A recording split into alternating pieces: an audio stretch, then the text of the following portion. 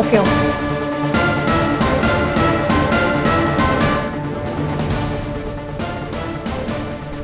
ఇక నాగబాబుకు మంత్రి పదవిపై కూడా పవన్ కళ్యాణ్ కామెంట్ చేశారు. మొదట ఎమ్మెల్సీ అయ్యాకే కేబినెట్ లోకి నాగబాబును తీసుకుంటారన్నారు.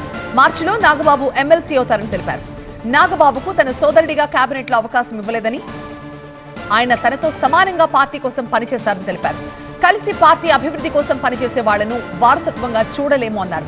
తన సోదరుడు కాకపోయినా, కాపు సామాజిక వర్గం కాకపోయినా ఆ స్థానంలో ఉన్న వాళ్ళకి అవకాశం ఇచ్చేవాడిని అన్నారు పవన్.